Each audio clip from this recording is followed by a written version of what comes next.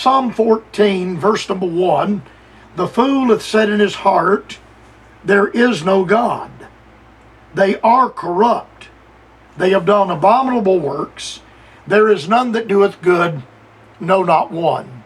By the casual reading of Psalm number 14 and verse number 1, we understand that men and women that fall into this matter of atheism are not simply innocent, nice people who may or may not know there is a God. That's agnosticism. I'll deal with that by the grace of God on the program tomorrow. But the matter of the atheist, the fool hath said in his heart, there is no God. Why would a man deny Almighty God? The next statement says, they are corrupt. They have done abominable works. There is none that doeth good. Paul the Apostle identified in 1 Corinthians 2 and verse number 14, the natural man receiveth not the things of the Spirit of God, for they are foolishness unto him, neither can he know them, because they are spiritually discerned. Now you and I have understood in this study that the matter of theism is the study of God and the belief that God exists. You and I that are believers that God exists are what the theologians would define as theist. We believe that there is a God. God is, and beside him there is none other. So an atheist, when you add the word a to in the Greek language, then you have a man that does not believe in God. Theos is the Greek word for God, and we get the word theology from it, theism, the existence of God. So the atheist, or in the Greek language, the atheos, no God. Atheos, no God. So that is where we get the term atheism. The philosophers reject the existence of God. In fact, there are, in Romans chapter number 1, the Apostle Paul says, for when they knew God, they glorified him not as God, neither were thankful, but became vain in their imaginations, and their foolish heart was darkened. Which takes us back to Psalm 14:1. The fool hath said in his heart, there is no God. Now, the church has tried to get along with so many theories and ideas that are contrary to the Bible. The idea that we can go along to get along with this world. Let's have church and have Christianity within the four walls of the sanctuary. And when we go outside the four walls of the sanctuary, now let's not offend people with our religion, quote unquote. I've made this statement on the program before, but there was an idea or a culture that now there's two things you don't talk about with people. You don't talk about politics or religion. And there are many people that were raised with that. You don't talk about politics or religion. Well, you have just denied me my opportunity to try to win men to Jesus Christ. How can I lead a man to Jesus Christ unless I talk to him about, quote unquote, religion? And this refusal to allow Christianity and born-again Christians to be involved in the political process has brought us to the position we are in now. In the days to come, I want to deal with the matter of evolution. And evolution is the default position of every Department of Education in the United States. The default position is that the Earth is the result of a Big Bang and that man was created from a one-celled amoeba. And that has brought us to the theory that man is just a higher life form, animal life form. And we teach children from grade 1 through 12, you're just an animal. So when they act like animals and kill like animals and devour like animals and behave like animals, why are we then suddenly surprised? Why do we say we have a mental health crisis in the United States when for the last 50 years we have openly denied the existence of God, and we've developed a pill, a drug, for every quote-unquote mental disorder.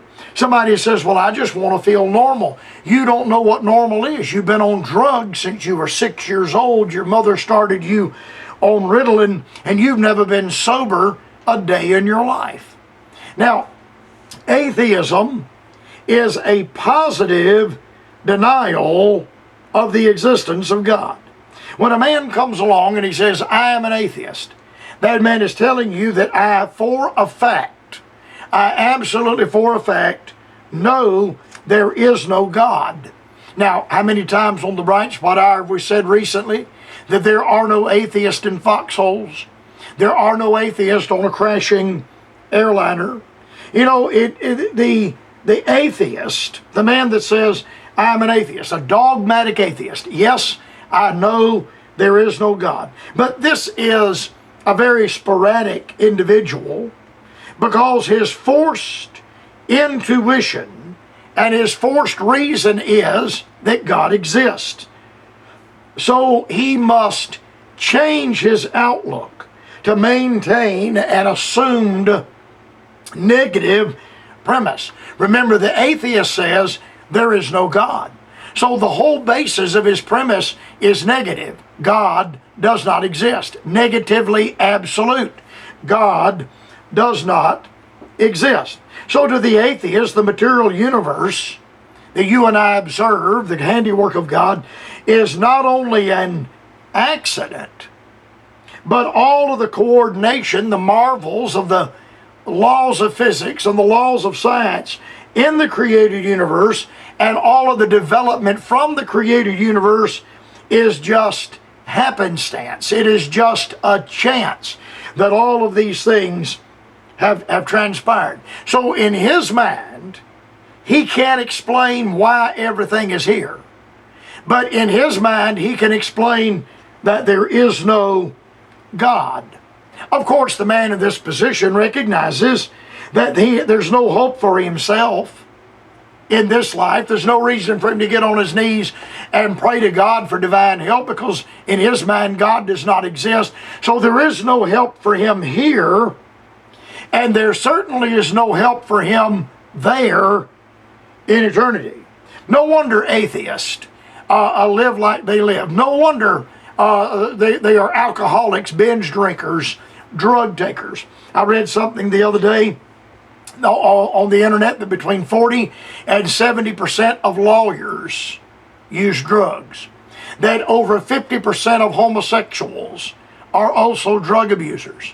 That over 50% of homosexuals, male and female, are binge drinkers. You talk about a hopeless condition, a hopeless existence, brother. That is it.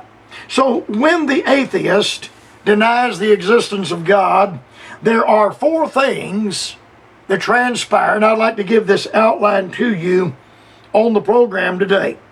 This is quoted from John Foster, who lived from 1770 to 1843, and I will use John Foster's outline. So when a man says, I am an atheist, he positively is negative. I positively know that there is no God. So apparently in his mind, he has such an immense knowledge, he has such an immense intelligence, as to know absolutely that there is no God.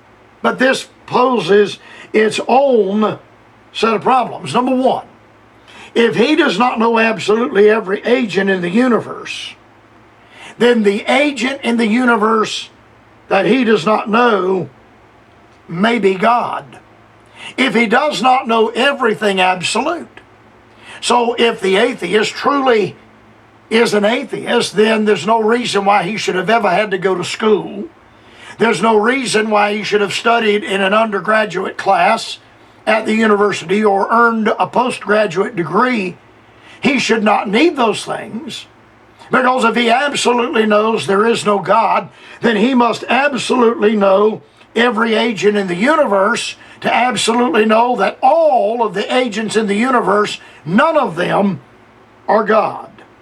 Secondly, if the atheist is not in himself the chief agent of the universe and does not know what is so, then what he does not know may of itself be God. Now I think that Dr. Foster has stumbled into a tremendous truth at this point, because the atheist in his mind thinks that he is the chief agent in the universe. He would make a statement like, I would bow my knee to no one because I am God. I need no God. I refuse to worship God. I am God. I am my own God, which is the very premise of the theory of humanism. Then number 3, if he is not in absolute possession of all the propositions that constitute universal truth, and the one which he lacks may be God.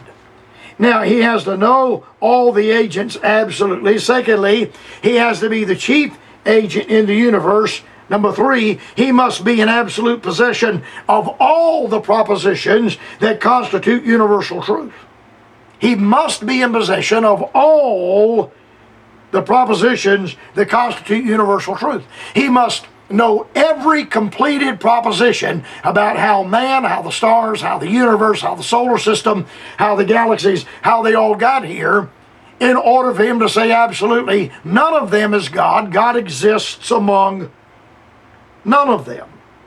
Then number 4, if he cannot certainly assign the cause of all that he perceives to exist, then that cause that he does not completely understand, that cause may be God. He must know everything absolutely. And the problem is, he doesn't know everything absolutely. He cannot know everything absolutely. He will not know everything absolutely. Then number 5, if he does not know that everything that has been done in the immeasurable ages that are past, some things may have been done by God. Now, no person alive today has a complete and absolute hold of everything that has ever transpired in history. You see, the problem is you don't know what you don't know. And you don't know everybody that's ever lived. In fact, you don't know everybody that's ever lived and their name is recorded in secular or religious history. But you don't know everybody that lived in the Bible ages, because not all of them are written down. The names of all of those people that perished in the antediluvian age, perhaps as many as 15 billion people that perished in Noah's flood, and none of their names are recorded except Noah, Shem, Ham, and Japheth. That's all. It's only names recorded. Now, unless you know the names of all the people that existed in the antediluvian age, some 4,000 years ago, then one of them might have been God. And you have to know every one of them absolutely to be able to absolutely say, I know of a sure, I'm positively negative. I am positively negative. There is no God. So to boil it all down, that for the atheist, truly be an atheist, he must know all things absolutely, which then would make him God. Because God knows all things absolutely. And yet the atheist rejects that there is a God that knows all things absolutely, but the atheist cannot reject that there is a God that knows all things absolutely, because he himself does not have the capacity and will not know everything there is to know absolutely. My friend, believe, and believe on God's Son, the Lord and Savior, Jesus Christ. And I plead with you to come to Jesus Christ to be saved today.